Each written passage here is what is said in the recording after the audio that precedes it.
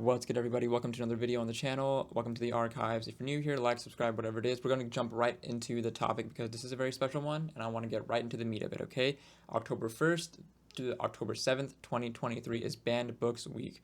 Okay, last year was at the end of September. This year is this first week of October. What is Banned Books Week? In 1982, the American Libraries Association started this Banned Books Week because they saw a really large influx of challenges and ban requests, trying to ban certain books from our libraries, our school curriculum, and things like that.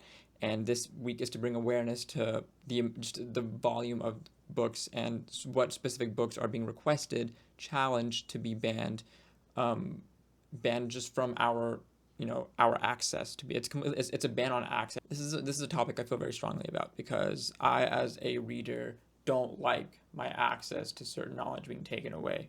Right? The point isn't to police the knowledge. The point is to guide our understanding of the knowledge. And so, if you're trying to ban certain books, and I'll get to the books here in a second. If you're trying to ban certain books from the eyes of our children, what you're doing is you're just taking away access. You're policing what they can see. You're policing what they can know, as opposed to helping them understand why was that written, what were the implications, what was the importance of this book being written this way for this time period, etc. Right? That's the conversations we need to be having with our next generation, not just cutting away things that they can see. And the thing for me is, like, why are you attacking the books?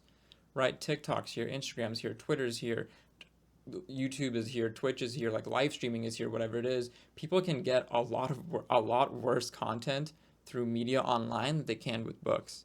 So why are we policing books, right? Go divert your attention somewhere more productive, not on these books. Now, every year the ALA and other sites compile a list of the most banned or most challenged, rather, books across the kind of nation in that one year or that one school year time period, because we see a lot of influxes happening during the school year when parents realize, oh, this is what you're asking my kid to read, blah, blah, blah, blah.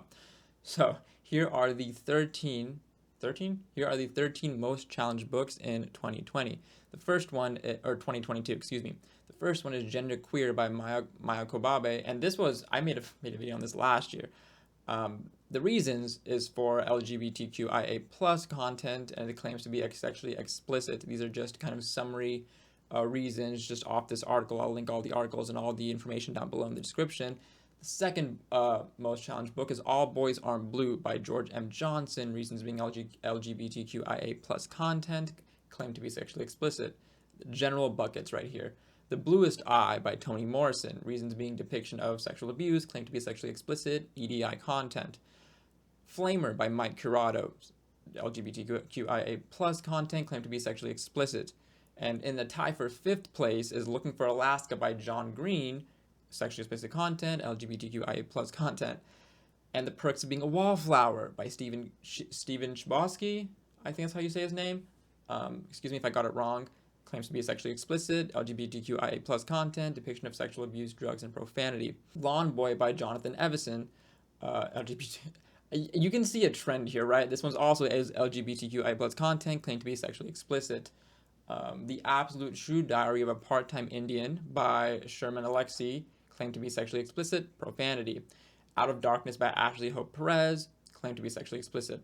A tie for 10th place. 4 books were tied for 10th place. And I wonder if they just kind of put all these in because they're all different categories. The first one is really interesting. A Court of Mist and Fury by Sarah J. Maas. Reasons being claims to be sexually explicit. I think they left some things out of there. Crank by Ellen Hopkins. Reasons being claimed to be sexually explicit content, drugs. Me and Earl and the Dying Girl by Jesse Andrews. Claimed to be sexually explicit, profanity. And The Book is Gay by Juno Dawson. Reasons being LGBTQIA plus content, sex education, claimed to be sexually explicit. My question is, if we can have shows like Sex Education and that weird cartoon one with the fat heads or whatever it is, if we can have that stuff online on like a site like Netflix, I know what you're about to say, but my question is, if we can have that online, why can't we have these books that are still just as good, if not better content, better material to be teaching these things, as opposed to TV shows and movies and things like that? Why can't we have the books when we have the visual version of it? Why can't we have the literary version of it? Right? That's my question. If you have an answer, let me know. Okay, I think about banned books like Probably 2 to 3 times a month, mainly because I think about the books that I had to read in school, like The Crucible, The Scarlet Letter. I don't think we read Huckleberry Finn.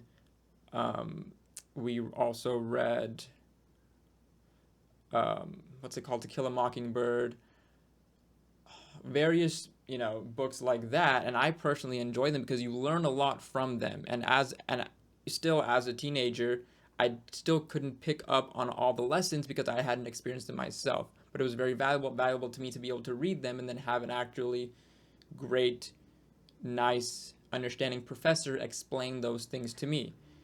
And then I learned more things along the way as I was living in life and whatever it is. But the point is that we need to be having these conversations early with our generations, as opposed to blocking this type of content and then allowing them to only see the toxic content we see online, because they're all online anyway, right? Everything is online. So why are you banning it from the systems when it can be hopefully explained in a more regulated environment than online, where it's so deregulated and it's just algorithm based?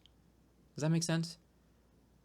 So for the rest of this week, I'm going to be posting shorts all week, just kind of talking more about these books and other books that have been banned or challenged in the past, as to why specifically they're being challenged, and or banned, and just some other content around Banned Books Week. Like I said, it's a very special week for me.